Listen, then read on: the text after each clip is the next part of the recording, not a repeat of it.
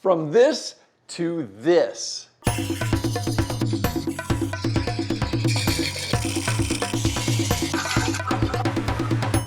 Hi, I'm Kent and welcome to Turn a Wood Bowl. Today I have this beautiful piece of hickory that's just been sitting around waiting for me. Now this is a once turned bowl that we're going to twice turn today. And this is really important. If you get a batch of wood to process, try to process it as soon as possible. In this case, this was rough turned and this was done over 3 years ago. I get a lot of people that ask, well, how long do I have to wait for it to dry? Well, you want to make sure you rough it out so that it's in good condition so you can turn it later. Or you could just once turn it and be done. But you can wait a long time. This bowl's been waiting around for 3 years for me. And I get a lot of people that say they don't want to wait that long. Well, here's the secret. Get yourself some logs, process them like this. In this case, this is once turned.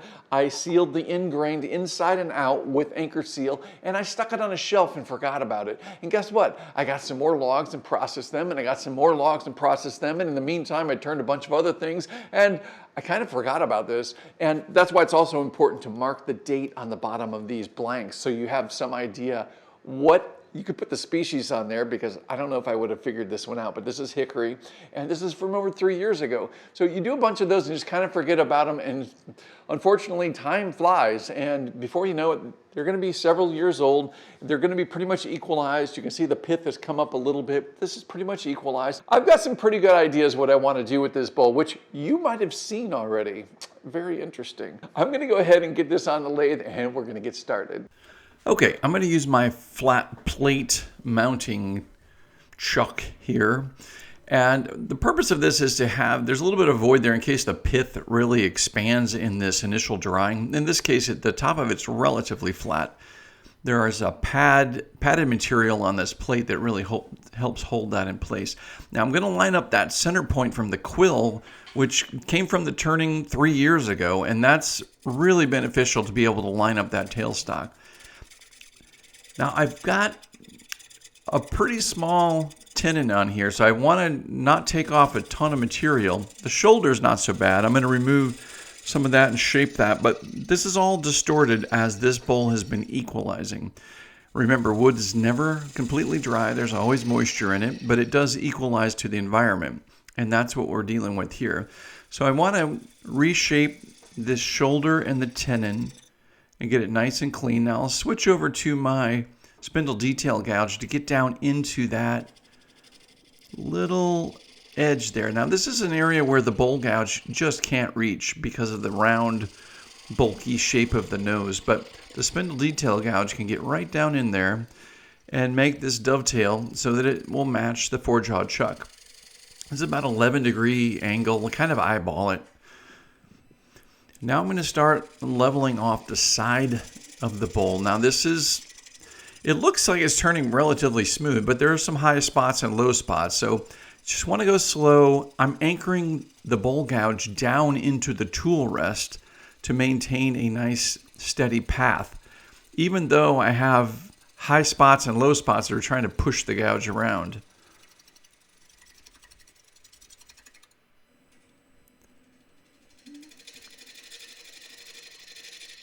Notice how my hand is not moving.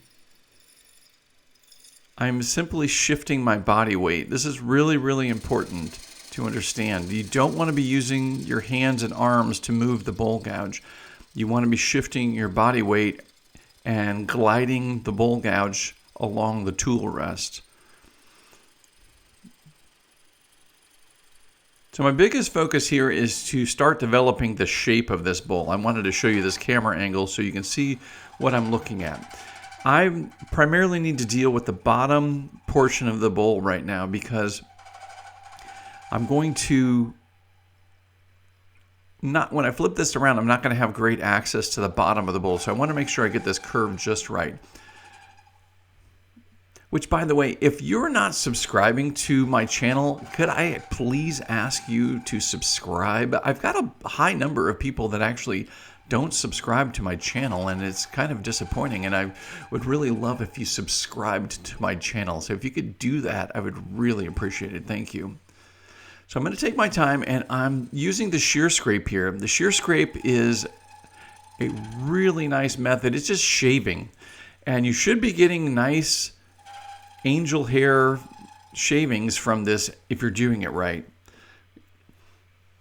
I've got a video all about the shear scrape. You might want to check that out. It's super valuable technique. You're not removing a ton of material, but you can get down to the shape exactly the way you want it. And you should be making little shavings like that. And it's so nice. It'll leave that surface so smooth it barely needs much sanding at all. Now I'm going to get in here. I've decided I'm going to let the shoulder that I have here be the foot of the finished bowl. So I'm going to clean up this inside corner, and it's looking good. You can see the high spots and low spots there. I'm going to go ahead and flip this around. I'm happy with the curve on the bottom of the bowl. I'm going to switch everything out, and I'm going to get my 4-jaw chuck or my scroll chuck, and then I'm going to get the bowl mounted in that chuck on the tenon. The dovetail is the way to go with your tenon because it just grips really well. Now the first thing I like to do with this, once I've reversed this and it's a rough turn bowl, you can see how awkward that looks. It looks like it's completely unbalanced, etc. So I'd like to clean up this front edge, which will be the rim of the bowl, just to get that down to level so we got a nice clean flat surface there that we're dealing with.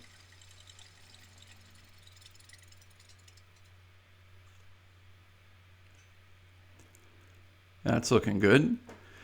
Now I'm going to come around to the side, and unfortunately I didn't turn my camera on there, but I just simply removed the high spot or the high area of this rim of the bowl. And now I'm going to start shaping this curve. I wanted to make this a simple closed rim. Closed rim basically means that the rim is narrower than the widest part of the bowl. But the more I look at this shape, the more I really like the curve that's starting out at the base of the bowl. And I really want that to just fully wrap around all the way up to the rim. And if you recall, the inside of the top of the bowl, that rim is pretty wide still. So I've got lots of material there to work with. So I'm going to curve this. Now, if you notice, I'm cutting, in this case, from my direction, I'm cutting from left to right. And I'm stopping frequently and looking at this shape. The important thing here is that you get the supported grain direction down. Now, it's a little tricky to explain all at one time here, but I've got a video that does a pretty good job about it. You want to check out this video. It's supported grain cut direction, and it's so important to understand this so that you're getting smooth cuts. You can see my face shield tipping up there. I'm watching the top edge of this, and I'm watching that shape that I'm trying to create here. And now I've got the shape roughly with the way I want it. You can see it's not perfectly smooth, and that's fine. I'm taking the shear scrape here, and I'm going to smooth down all these high spots and blend all of these cuts together. I still have a little bump there on the top. If you look at the top edge of the bowl while you're turning, try not to stare just at the tool, but look up at the curve you're creating. You're going to realize that there's a lot to see that you can't see when you're looking at the tool. So right there's a little bit of a high spot still. So I'm going to continue the shear scrape until I get that down to the way I want it. Remember, take your time and get the exterior of the bowl exactly the way you want it. That's what people see. It's what they touch. You have all the control and time that you want to get that exterior just the way you want it. I still think it's a little bit high there, so I'm going to continue doing the shear scrape there. The shear scrape is so valuable because it just shaves off a little bit. I'm actually going to use my exterior curved tool rest here to continue this down a little bit lower in the bowl. Here you can see I'm simply using that tool rest, dropping the handle on the bowl gouge, and I'm engaging that just the lower wing of the bowl gouge to create this shear scrape. Now I've got a little bit of a tension crack here. It's not a major crack that's going to be an issue, and it's not as if it's going to continue. So what I like to do is I like to press glue, wood glue in there. This is a water resistant wood glue, and then quickly rub it off and then sand it smooth. And what's happening here, it's a great technique. When I first learned this, I'm like, there's no way this works. But the sanding cauterizes that and creates a little bit of dust, and it makes the crack almost invisible. It's a really simple technique to use. Now you can see how much of that rim I used. You remember how thick it was when we first started. I used a bunch of that cutting down in there. Now I need to establish the thickness of the walls here, and it's a bit tricky because the rough interior is wanting to kick the tool around. What I need to do is keep that bowl gouge up, the cutting edge up at about a 90-degree angle to the entry cut there. And that's going to prevent it from skipping around. And because that inside is not smooth and balanced, I've got high spots and low spots. So I just need to take my time. And what I'm doing here is just establishing the wall thickness a little bit at a time. And now I'm going to get some of that bulk material out of the way and then work back down to that wall thickness.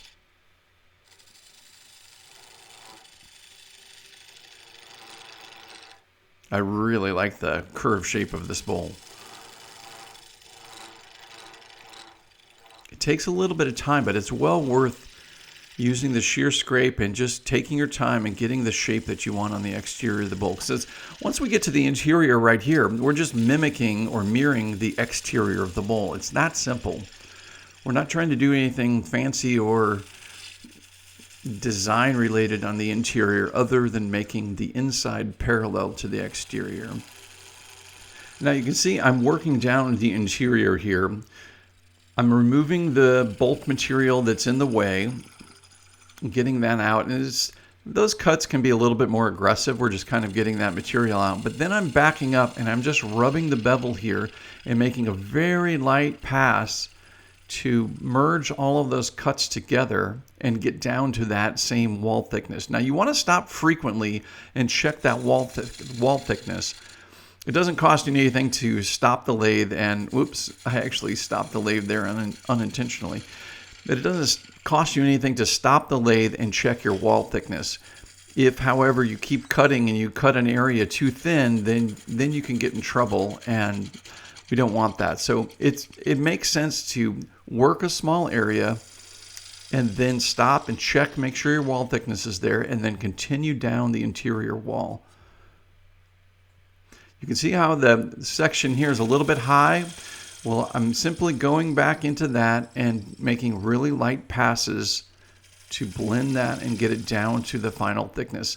This is the technique I use for my live edge bowls. This is what I learned for the live edge bowls, and I love it basically for every application. And this is another great application, doing a twice turning, because you have to work that material down.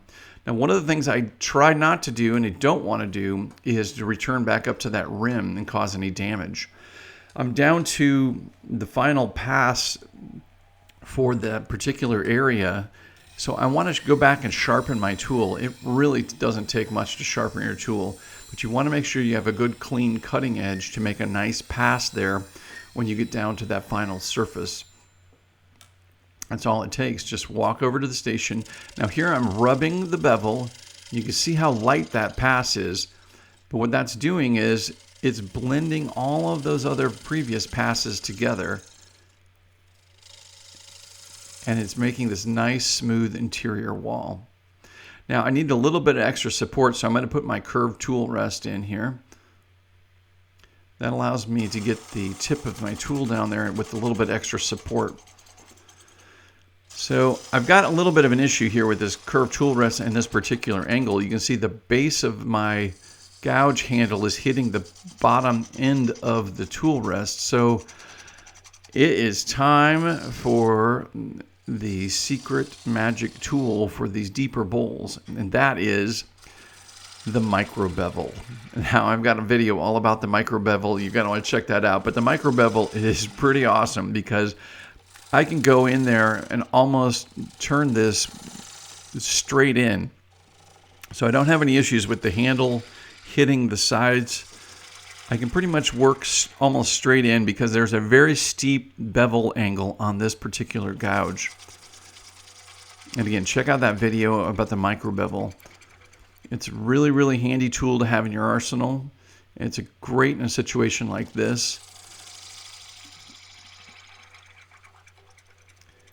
And these closed rim bowls catch all of the shavings, so you do need to stop pretty frequently and clear out those shavings so they're not interrupting your cuts. It's looking good. It's still a little thick in the bottom, so I need to remove more material. Now this is kind of interesting because this gouge, if you get it right on the center of the gouge, it starts getting aggressive and it wants to skip across very quickly. But if you're turning on one side, in this case, I'm actually turning on the left side. Just left of center is where the cutting point is with this particular gouge. If you can keep it on that side, you have very, very good results, and it doesn't get too aggressive or want to race away from you. Just take your time. Again, there's no rush here. We're just taking off smooth, thin layers until we get down to that thickness. Now I'm using my gauge here to determine the thickness, and we still have some thickness in the bottom. It's getting pretty close. But I'm going to use my round nose scraper here. Now what I'm doing is I'm honing the top of the scraper smooth, and then I'm going to pull a burr. This is a harden tool that will allow you to pull a burr. That sharp edge, you can curl it upward, and you can feel it with your thumb. It's that simple. And what I like to do is I raise the tool rest a little bit, which you saw me do there, and then I tilt the round nose scraper to the left. Now I've got a video all about this too that you might want to check out because it's very beneficial. Now this is very important to understand. I'm not using the round nose scraper to hog out or shape this bowl. I'm only using this to help smooth out any rough spots or any interruptions between cuts, and you should be able to get shavings like this when you use that pulled edge or that burr that I was showing you, because essentially there's a curved cutting edge that's just super small that you can't see that is cutting and creating those shavings. If you just put blunt steel in there, you're going to have dust coming out and you're going to have a very rough surface. But using this pulled burr and the technique of angling the round nose scraper, you can quickly make a nice smooth interior for your bowl. Now I'm going through my grits here for sanding. I'm going from 120 to 180, 240, 320, and then 400. Now this is my 120 grit. I've kind of made the design decision that I want this rim to be rounded off. Normally I would never touch the rim with any grit under 240. If I want there to be like a nice straight edge on that rim, I make sure I don't roll over the sanding on that rim. But in this case, I actually do want it to be rounded. So here you can see I'm using the more aggressive grits to actually curve and round that. Now I've got it sanded all the way down. I sanded this down to 400, and I'm going to apply a tried and true original finish. Now this is beeswax and linseed oil. And this is a finished product that I purchase. I'm not sponsored by them, and I do not blend the wax and the linseed oil together ever. It comes in the product that way. I get asked often, what's the ratio and how do you make that? I don't make it and I don't know the ratio. I purchase it and it works great. Now what I'm doing is I'm applying a thin coat. I'm actually rubbing this in. So there's at no point do you want this to be thick on the bowl. The way this works is for the original, tried and true original finish, you apply it so there's enough that on the surface that you see, and then you wait 10 minutes, you wait an hour, and then you come back and you wipe off any excess. That means there should be no high spots or thick spots. And then you let this sit overnight. And you come back 24 hours later, and you can burnish this out with 4/0 steel wool. And the way that works is you simply just pull the steel wool apart so you get an area and just rub it against the surface. It's best to have it mounted still to the lathe like I have here, because that friction really helps smooth it out, and it creates this luster. It's just a beautiful finish. It's not super glossy, but it's very durable. It's food safe. I just really enjoy this this particular finish. Take a little time and burnish this out so it's nice and smooth. Wow, look at that. I'm so excited about this bowl. Okay, so it's time to finish up the foot of this bowl. I'm going to go back to my larger plate chuck here. It does a good job of giving support to a larger bowl like this. And I'm going to line up that pinhole on the tenon.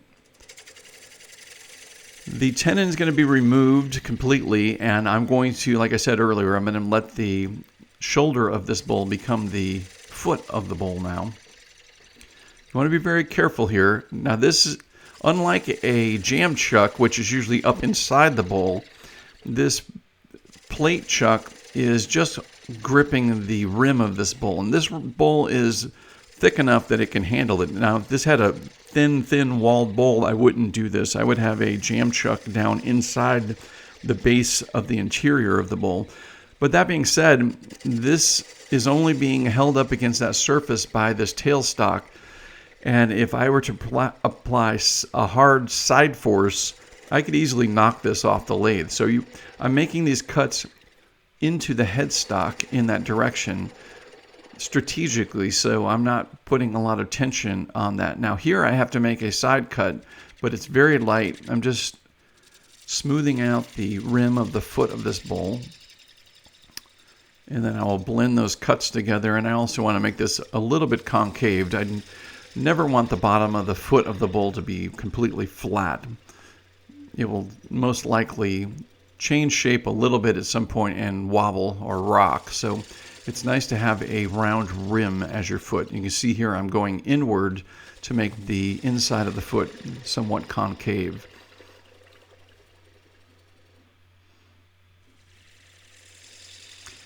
I'm questioning myself at this point. I'm thinking I probably should have just used a jam chuck that would be up inside that bowl. And I'm thinking if this comes loose, there's nothing really holding it on there. It's gonna go flying, and I don't want this to go flying because it's such a beautiful bowl. So I'm making these passes very delicately and not becoming aggressive. The other thing I don't want to do is stop the lathe here, because just the torque of the lathe stopping and then having to start again could rip that little nub off. So at this point, it's I'm past the point of no return. I have to finish it here without stopping and checking. The other thing is I'm not sure about is if there's any kind of integrity loss in that little nub there. Is there a little void of wood in there that's might come loose or make that just pop off? I don't know. So I'm going very slowly here. You can see how delicate I'm being with the spindle detail gouge here. I want to get this reduced down so that it's very close to the finished shape. I could take it off and cut that and then sand it, but I'm going to reduce this just a little bit more.